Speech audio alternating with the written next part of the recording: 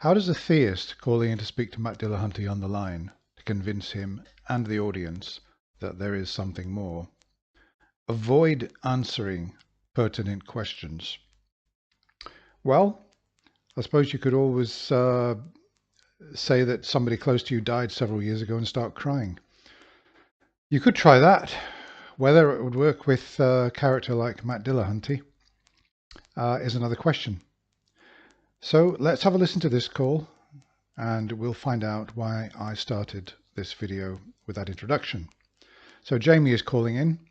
She's called in to say that her and her son have been listening to Matt Dillahunty for several months, and let's see where it goes from there. We realize that the Bible. Can you hear me, Matt? Yeah, I hear you fine. Okay.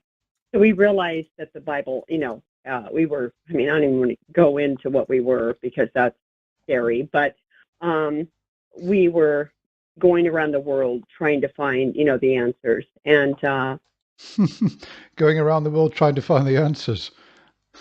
I wonder where they went, her and her son, trying to find the answers. So now we're here, and we have learned that from reading the Bible that if that's the God of the world, then I don't want to be a part of it, right? Because so they went around the world. Let's imagine they went to India to some ashrams. They tried a bit of meditation, and they went to maybe Tibet and tried out some of the Shaolin temples. And where else would they go? They went to Europe to maybe try some Protestant religion, and then came back to America and sat down and read the Bible and reached a conclusion. What's that conclusion? That's not the God that I would want to follow. Mm-hmm. But there's some things that have happened to me in my life. I'm 64 years old. There's some things that have happened to me in my life that I cannot explain, and I struggle to just be an atheist and to think that this is it. Okay. When I was a child, I have asthma. I was born with it. I've had it since the age of 2. And when I was 8 years old, I would pass away every night from asthma because I did not have any medications. And I would go to the ceiling above my room and see me and my sister in our double bed. I did not see a light. I didn't see anything special. Right? Jamie, did you say you would pass? Yeah. Did you say you would pass away every night? Yes. Yes. So you think you died every night? Well, not every. I'm not. Please, forgive me. It might not have been every night, but it was many times. So you think there are many nights where you think there are many nights where when you went to bed you died?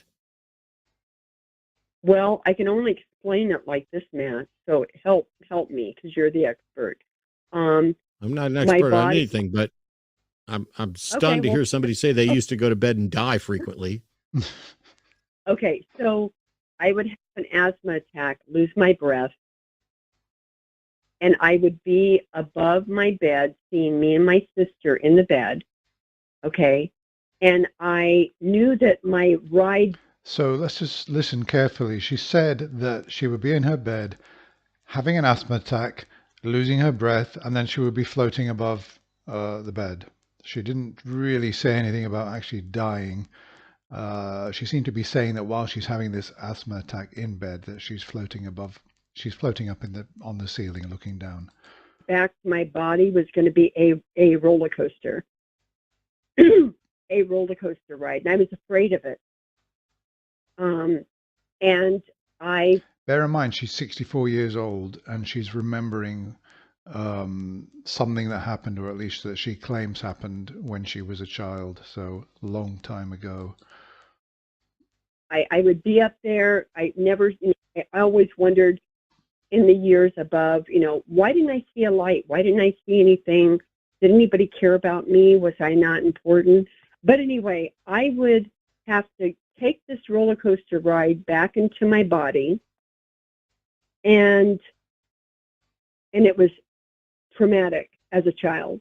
And my father had to give me mouth to mouth on the bathroom floor. I literally died. And She literally died. So her father came into the room, found her dead on the bed from an asthma attack, not breathing, heart stopped.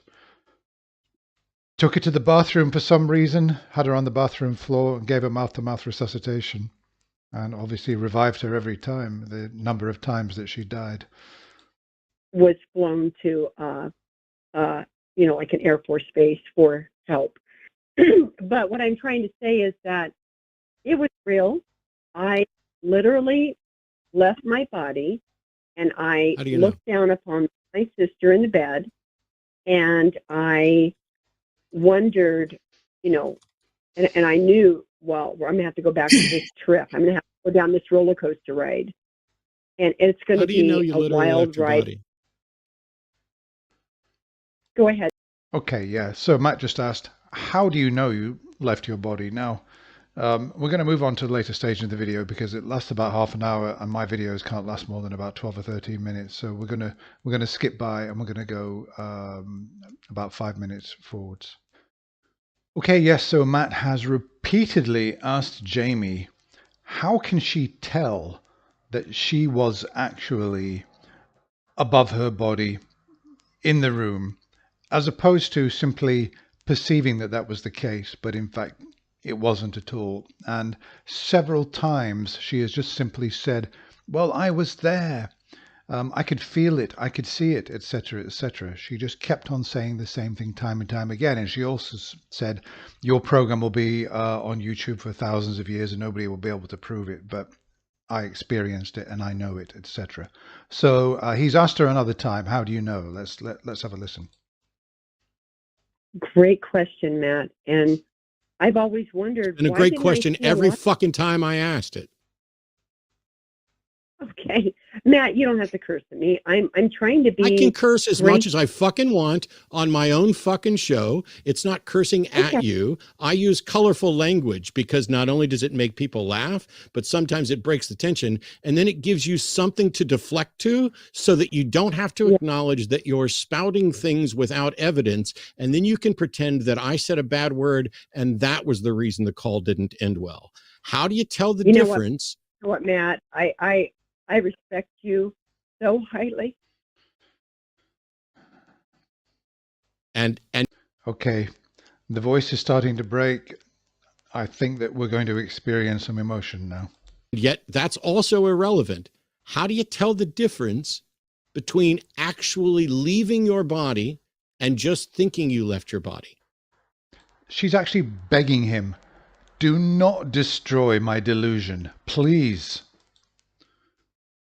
Well, that's a wonderful question. I don't know. I don't either, but you're the one claiming you did, and you're claiming literally.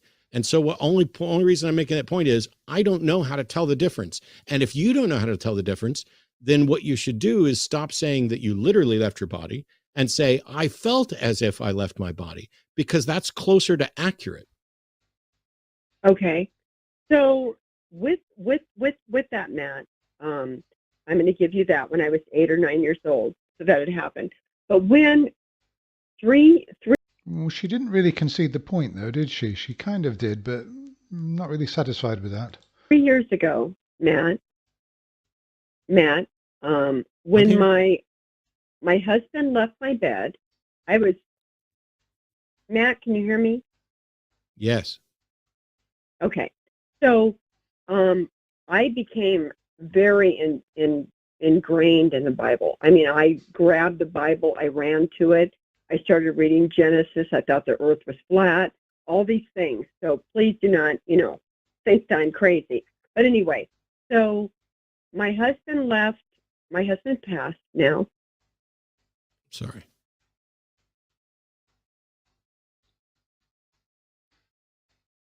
Hello? Yeah, I'm sorry.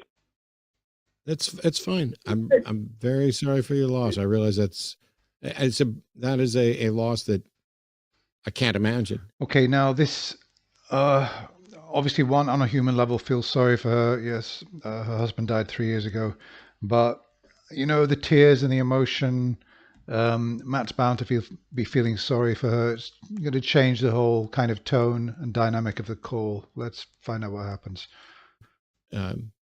So take your time. And so what I tell everybody is grab your spouse's hand today, because you never know when it's going to happen. But anyway, I'm sorry. So in 4 years, my husband left bed because he got up at like 2 in the morning. Wow. She composed herself remarkably quickly. Okay. He left the bed, and all of a sudden, there was this entity beside me in the bed. Just the head. I'm giving you this. This is crazy. I know it's crazy because I'm even thinking it's crazy. But this entity, blonde hair, highlighted, blue eyes, beautiful. Blonde hair, highlighted, blue eyes. The American Jesus. Okay, we're going to move. We're going to move on to find out what happens at the end of the call. Okay, yeah. So she's told this story about Jesus appearing on her bed, and she said, "I love you, I love you." He disappeared, and she kind of came back, and she went through to tell her husband, and here we go again.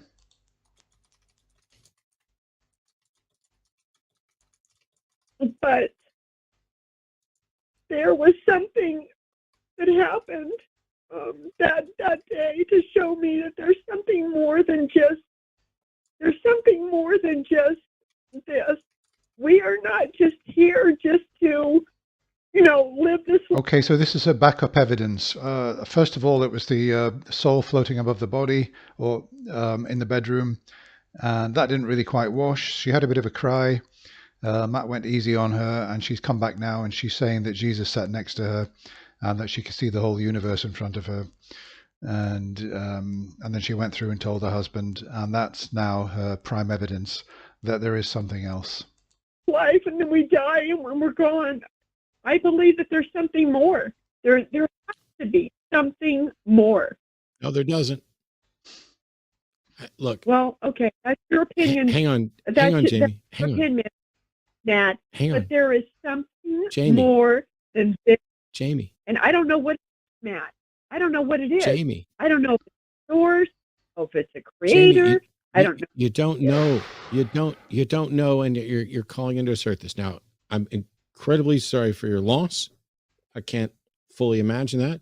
But what you've described is, from my standpoint, very similar to lucid dreaming, to things like sleep paralysis. Matt. Okay. Never mind then, Jamie. Never mind. I no longer give a shit. I'm trying to explain to you. No, Jamie, you're done talking. Yeah, well, that's more or less about it. I'm glad that he changed his tone there, because I don't know. I think that she was turning on the waterworks. Yeah, I mean, her husband died 3 years ago, and condolences for that, and I'm sorry for that. But if she's going to call into the line, and she's been watching Matt for several months already with her son, then she would know what is required. If you come on to the line, you're kind of entering the lion's den. You've got to be prepared to answer questions. And if you don't answer questions, you're going to be grilled, and you're going to be put on the spot.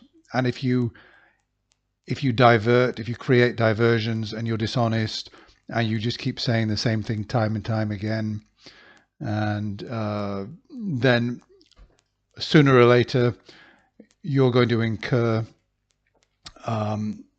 Matt's wrath, effectively, and you can see him getting angry there. And I don't blame him at all. I don't blame him. I would probably have gone even further than he did. But yeah, I've got no sympathy with the way this caller handled the call. I've got sympathy with the death of her husband, of course I do, but that's a completely separate issue. And in my opinion, she came on, she wouldn't answer questions, she was dishonest, and she had this evidence lined up. That didn't work. She turned on the waterworks, and then she switched to plan B. Matt tried to explain to her why there doesn't have to be something else. She butted in, and obviously the call fairly soon came to an end after that. But I'm glad that Matt did not really take into account all the manipulative emotions that she was demonstrating to try and get an easy ride. I'm glad that he was strict with her. Okay. Love to hear your opinion. Thank you very much for watching. I'll be back again with another video. Bye for now.